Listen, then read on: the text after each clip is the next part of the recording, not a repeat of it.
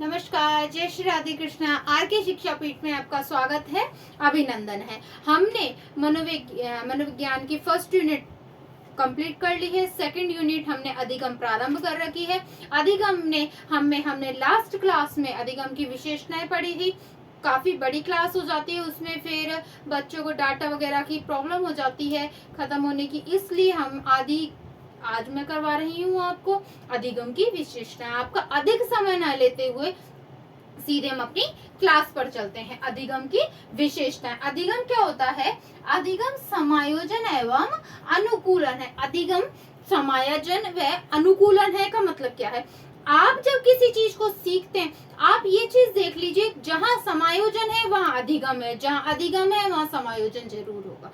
कैसे, ये समझिए। आप किसी चीज को आप रूम में पढ़ रहे हैं, लाइब्रेरी में पढ़ रहे हैं, हो सकता है आप लाइब्रेरी में पढ़ रहे हैं या क्लास में पढ़ रहे हैं, आपको बहुत अच्छे से समझ में आ रहा है, बहुत जो भी आपको टीचर पढ़ा रहे हैं बहुत अच्छा समझ में आ रहा है। हो सकता है उस वक्त लाइट चली गई हो सकता है पंखा नहीं चल रहा हो, पर आप उस परिस्थिति से चारों तरफ हो सकता है चारों तरफ शोरगुल हो रहा हो, पर आपको यदि वो चीज समझ में आ रही है, अधिगम हो रहा है, तो आप चारों ओर के वातावरण से अपने आप समायोजन कर लेंगे। फिर चाहे आपकी लाइट चली गई, पंखा नहीं चल रहा, गर्मी लग रही है, पर आप उससे उस टॉपिक को समझ रहे हैं, तो आप सीखेंगे, आप उस परिस्थिति समायोजन कर लेंगे। आप कहीं बैठकर पढ़ रहे हैं, आपका बहुत फेवरेट टॉपिक चल रहा है, बहुत अच्छे से मन से पढ़ रहे हैं, तो आप यदि बाहर साइड में कोई बातें भी कर रहा है, शोर भी कर रहा है, आपको किसी से कोई मतलब नहीं है, आप सिर्फ अपनी बुक में लगे हुए हैं, अपने टॉपिक में, आपको कोई मतलब नहीं है बाहर कोई बात कर रहा है, क्या बात कर रहा है, आप वीडियो में कोई पढ़ रहे हैं, अब आप मैम पढ़ा रही है, आप पढ़ रहे हैं, आपको बस इस बात से मतलब है कौन कमेंट में क्या लिख रहा है, क्या देख रहा है, कोई मतलब नहीं। तो आपने अपने आसपास की परिस्थिति से कैसे कर लिया? समायोजन कर लिया, चाहे शोर हो रहा हो, चाहे लाइट गई हुई हो, पर आप यदि सीख रहे हैं, अधिगम हो रहा है, तो आप अपने आसपास की परिस्थिति समायोजन स्वतः ही कर लेते हैं कि चाहे लाइट गई हो, चाहे शोर हो रहा है, चाहे कुछ हो रहा हो। अगर अधिगम हो रहा है तो आप अपने आसपास की परिस्थिति से समायोजन कर लेंगे, और यदि अधिगम नहीं हो रहा तो आप समायोजन भी नहीं कर पाएंगे। जैसे आप, अगर आपको समझ में आ रहा है जब तो आप लाइट गई हुई हो तब भी आप पढ़ लोगे, और कुछ समझ में नहीं आ रहा, फिर चाहे आपको एसी रूम में बैठा दो, खोपड़ी खराब रहेगी, अरे ये क्या बोल रही है मैडम, कुछ पल्ले नहीं पड़ रहा है, ये बुक में क्या है। मान लो आप बुक में कोई टॉपिक पढ़ रहे हैं, चाहे चारों तरफ कितनी शांति हो, पर आपका दिमाग खराब हो जाएगा, क्या टॉपिक लिख रहा है, क्या लिख रहा है, कुछ समझ में नहीं आ रहा, क्या पढ़ा रहे हैं क्या नहीं है। तो आप चाहे एसी रूम में भी बैठे हो तब भी आपका समायोजन बिगड़ जाएगा। और यदि समझ में आ रहा है तो आप बिना पंखे के भी लाइब्रेरी में पढ़ सकते हैं, बिना पंखे के भी आप पढ़ सकते हैं। यानी कि अधिगम होगा तो समायोजन होगा, समायोजन होगा तो अधिगम स्वतः हो जाएगा। अधिगम अनुभवों का संगठन है। अधिगम अनुभवों का संगठन, आप किसी भी चीज को सीखते हैं, आप सीख के ऐसा थोड़ी है भूल गए, आप सीख के आप ऐसा थोड़ी है भूल गए। आपने अधिगम टॉपिक पढ़ा, आपने रीट में प्री रीड कर रहे हैं, आपने अधिगम टॉपिक पढ़ा, पढ़ने के बाद आप भूल जाओगे क्या उसको? नहीं, आपके ये ध्यान रहेगा। फिर आप फर्स्ट रीड करोगे तो आप तब भी आपकी वो चीज माइंड में रहेगी। हो सकता है आप सेकंड ग्रेड का पेपर दो तब भी आपकी वो चीज माइंड में रहेगी। यानी कि हमें एक बार जो अनुभव हो जाता है वो हमारे पास संग्रहित रहता है। आपने साइकिल चलाना सीख लिया, साइकिल चलाना अधिगम कर लिया आपने, वो आपको अनुभव है कि ऐसे लगता है, ऐसे तरीके से पेडल डालने जाते हैं, ऐसे ब्रेक लगता है, वो आपका अनुभव है। फिर आप कभी बाद में महीने बाद, 6 महीने बाद भी आप उसको चलाएंगे तो आपके ध्यान रहेगा ना कि ऐसे पेडल मारते हैं, पैरों से मारते हैं, हाथ से ऐसे वाला ब्रेक लगाते हैं, इस तरीके से कट मारते हैं। जो भी चीजें अधिगम संग अनुभव रहेगा, वो आप जो भी चीज सीखेंगे वो आपके अनुभवों के रूप में आपके पास संग्रहित रहेगी। आपने इस कक्षा में अधिगम टॉपिक पढ़ा, मैंने हो सकता है कोई टॉपिक आपको पढ़ाया, उसमें कोई उदाहरण दिया, आप कहीं और नौकरी लग जाती है, आप कहीं और उस टॉपिक पर पढ़ा रहे हैं, आप उसी ही उदाहरण का उपयोग करके, आपके ध्यान रहेगा उसी उदाहरण को आप उपयोग कर रहे हैं, आपने अपना अनुभव जो आपने सीखा उस अनुभव का आपने प्रयोग कर लिया। अधिगम आपको जो अनुभव हुआ वो कहीं ना कहीं आपके संग्रहित रह रहा था, यानी कि अधिगम सीखा हुआ ज्ञान, हमारे अनुभव हमारे पास संग्रहित रहते हैं, संगठन के रूप में रहते हैं। अनुभवों का संगठन है अधिगम। अधिगम उद्दीपक और अनुक्रिया में संबंध स्थापित करने की प्रक्रिया है। आप तभी सीखेंगे जब उद्दीपक और अनुक्रिया में आपस में संबंध स्थापित हो जाएगा। मैम पढ़ा रही हैं, आप पढ़ रहे हैं, उद्दीपक और अनुक्रिया में संबंध स्थापित हो गया तो समझ में आएगा, वरना नहीं आएगा। आप मैडम पढ़ा रही हैं, आप कभी पंखा देख रहे हो, कभी एसी देख रहे हो, कभी कमेंट देख रहे हो, कभी अगल वाले को देख रहे हो, वीडियो ऊपर चल रही है, नीचे की लाइन को स्क्रॉल कर रहे हो, अच्छा नीचे और कौन कौन सी वीडियो, आप नहीं समझ सकते, किसी हालत में आपको समझ में नहीं आएगा। जब तक उद्दीपक और अनुक्रिया के मध्य संबंध नहीं होगा तब तक व्यक्ति अधिगम नहीं कर सकता।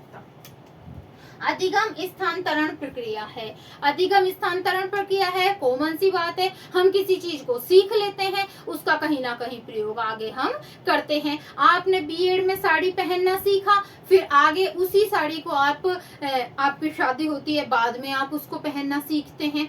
आपने ड्राइंग बनाना सीखा, फिर आप साइंस में भी उस चार्ट में बना रहे हैं, आप एसएस में भी आपको बनाने की जरूरत पड़ गई, आप अपना बना रहे हैं, आप ज्योग्राफी में बना रहे, आपने जो सीखा एक बार ज्ञान, उसी का आप आगे हस्तांतरण कर रहे हैं।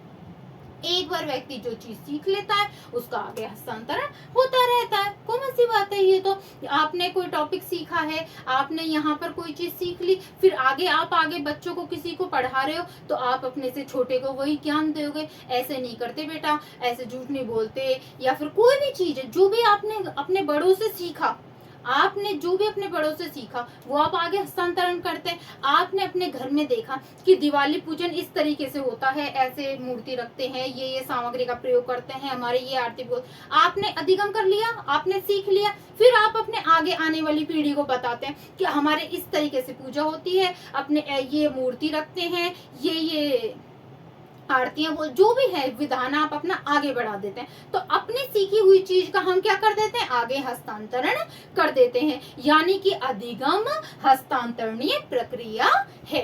आप इनका स्क्रीनशॉट लीजिए, फिर आगे कुछ विशेषताएं और हैं, फिर आज हमारा अधिगम की विशेषताओं का टॉपिक कंप्लीट हो जाएगा।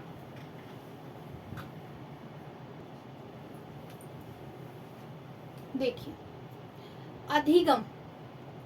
अधिगम की और विशेषता है, देखिए अधिगम की आगे विशेषता, अधिगम रचनात्मक है, सक्रिय और जटिल प्रक्रिया है। अधिगम रचनात्मक प्रक्रिया भी है, अधिगम सक्रिय प्रक्रिया भी है और जटिल प्रक्रिया भी है। रचनात्मक, हम जब किसी भी चीज को सीखते हैं, आपने पेंटिंग सीखी, आपने डांस सीखा, आपने स्विमिंग सीखा, तो आप रचनात्मक ही तो सीख रहे हैं। किसी भी कार्य को बनना रचनात्मक कार्य प्रक्रिया कहलाती है। सक्रिय प्रक्रिया है, आप तभी सीखेंगे जब आप सक्रिय होंगे। आपका कोई फोन में वीडियो देख रहा है, पढ़ रहा है, अब कोई तो ऐसा है फोन उसके ऊपर, वो फोन के ऊपर किताब, उसके ऊपर वो किताब के ऊपर, कोई उल्टा पड़ा है, कोई सुल्टा पड़ा है, ऐसे पढ़ रहे हैं, तो वो पढ़ना नहीं है, वो सीखना नहीं है। वो किसी भी, चाहे 8 घंटे पढ़ लें, वो 8 घंटे पढ़ना और एक लग बैठकर टेबल कुर्सी पर बैठना, बिल्कुल एकाग्रचित होकर पढ़ना, वो सक्रिय होकर जब वो पढ़ रहा है, मैडम पढ़ा रही है, हाथ के हाथ नोट्स बनाते जा रहे हैं, जब वो व्यक्ति सक्रिय है तो वो 2 घंटे में भी 8 घंटे उल्टे पुल्टे पढ़े वाले से ज्यादा पढ़ लेगा। जब ही अधिगम होगा जब वह सक्रिय रहेगा। तो अधिगम एक सक्रिय प्रक्रिया है। आप 8 घंटे उल्टे पड़े हैं कि सुलटे पड़े हैं, वीडियो देख रहे हैं, एक हाथ से फोन पकड़ रखा है, एक हाथ से मुंह में चाय बिस्कुट जा रहे हैं, ये जा रहा है, तो आपका ध्यान जब एकाग्रचित नहीं है, आप पढ़ ही नहीं सकते। सक्रिय होकर जब व्यक्ति पढ़ेगा, साथ साथ नोट्स बनाता जा रहा है, कुछ भी चीज को पढ़ रहा है, हाथ के हाथ अपने पेपर निकालता जा रहा है, जब वो सक्रिय है तो वो अपने आप सीखेगा, और सीखा हुआ बल्कि उसका स्थायी और होगा। अधिगम जटिल प्रक्रिया है, ये तो कॉमन सी बात है। आसानी से तो सीखना क्या होता है, आसानी से तो ऐसे समझ में कहाँ से आएगा। जब आप कुछ भी काम के लिए हमें मेहनत तो करनी ही पड़ेगी। आपको चाहे एक जरा सा काम भी सीखना हो, चाहे आपको एक छोटे से टॉपिक को भी समझना है, तो उसमें ध्यान लगाना पड़ेगा, तभी आपको समझ में आएगा। आपको चाहे जरा सा कोई एक चित्र ही बनाना है, आपको सीखना पड़ेगा। आपको डांस करना है तो अच्छा डांस करना है तो आपको सीखना पड़ेगा। जटिल प्रक्रिया है, आपको हमें छोटी सी किसी भी चीज को भी काम हो पर उसको सीखना, तो ऐसे थोड़ी है आपने चाहा और टॉपिक यूं ही देखा, किताब के पन्ने खोले और दिमाग में चला गया। छोटा सा भी टॉपिक पढ़ना है तो आपको सीखना पड़ेगा, उसको ध्यान लगाना पड़ेगा, एकाग्रचित होना पड़ेगा। अधिगम जटिल प्रक्रिया तो है, आसानी से तो कोई भी चीज नहीं मिलती, तो आसानी से समझ में कैसे आ जाएगा। अधिगम अनुमानित प्रक्रिया है, निष्पादन नहीं। अधिगम अनुमानित है, निष्पादन नहीं। आप वीडियो देख रहे हैं, मैं अधिगम अनुमानित, मैं अनुमान लगा रही हूँ कि आप सभी को टॉपिक समझ में आ रहा है।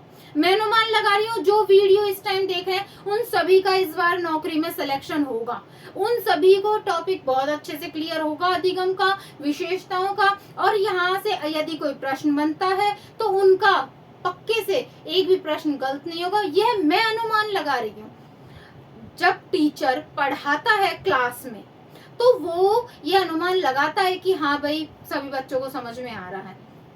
अनुमानित प्रक्रिया है, मैं अधिगम कर, ये आप सीख रहे हैं, मैं ये अनुमान लगा रही हूँ, पर निष्पादन ही हो यह जरूरी नहीं। आप सभी को समझ में आ रहा हो ये जरूरी नहीं। यानी कि अधिगम क्या है, सिर्फ अनुमान की प्रक्रिया है। एक टीचर जब पढ़ाता है तब वह ये अनुमान लगा रहा है कि आप सभी को समझ में आ रहा है। अब कितनों को समझ में आ रहा है, कितनों को नहीं, तो वो निष्पादन की प्रक्रिया नहीं है, यह अनुमानित प्रक्रिया है कि हाँ अधिगम हो रहा है। तो अधिगम अनुमानित प्रक्रिया है कि सभी को अनुमान ही लगा सकते हैं आप कि सामने वाले को समझ में आ रहा है या नहीं आ रहा। आप उसको कंफर्म कैसे कह सकते हैं, आप कंफर्म नहीं कह सकते कि उसको समझ में आ रहा है या नहीं आ रहा। तो ये निष्पादन की प्रक्रिया नहीं है, यह सिर्फ एक अनुमानित प्रक्रिया है। अनअधिगम भी अधिगम है, अनअधिगम भी अधिगम है, यानी कि आप किसी भी कार्य को करने के लिए एक बार में कोई काम को सीख जाते हैं, नहीं सीखते। हम उसके लिए बार बार प्रयास करते हैं, एक गलती हुई नहीं, फिर दूसरी गलती हुई, फिर तीसरी गलती हुई, बार बार आपने एक दो गलती करी, फिर आप अच्छा पहली बार मान लो आपने गाड़ी चलाना सीखा, अच्छा ये ब्रेक दबाने से ये चीज होती है, इस बार आपने एक चीज सीख ली, फिर अगली बार आपने कोई चीज, अच्छा ये गाड़ी इसलिए स्टार्ट नहीं हुई थी, इसमें ये बटन नहीं दबाया था, अच्छा ये होता है। पूरा तरीके से नहीं सीखे आपने, एक बार आपने एक गलती से कुछ सीखा, फिर दूसरी गलती से कुछ सीखा, तीसरी से कुछ सीखा, तो अनअधिगम, या आपने पूरा उसको सीखना नहीं कहेंगे, गलतियों से भी व्यक्ति सीखता है। अनअधिगम भी अधिगम है। आपने थॉर्नडाइक का नियम देखा था, उसमें बिल्ली क्या कर रही है, बार बार हाथ पैर मार रही है लीवर को दाबने के लिए, गलतियां थी, एक बार उसने 30 बार प्रयास किया, फिर 15 बार प्रयास किया, 10 बार करा, 9 बार करा, धीरे धीरे अंत में ऐसा हुआ कि वो एक बार डाला उसको पिंजरे में, उसने लीवर पे पैर रखा और वो उसको खोलना सीख गई। यानी कि उसने अपनी गलतियों से भी सीखा। तो अनअधिगम ना सीखना भी सीखना होता है। अधिगम वातावरण आधारित होता है, व्यक्ति तभी सीखेगा जैसा उसका वातावरण होगा। अब कई बार आप देखते हैं कई बच्चे ऐसे अच्छे होते हैं, काफी मानसिक रूप से अच्छे होते हैं, परंतु उनको वातावरण वैसा नहीं मिल पाता तो वो आगे बढ़ नहीं पाते।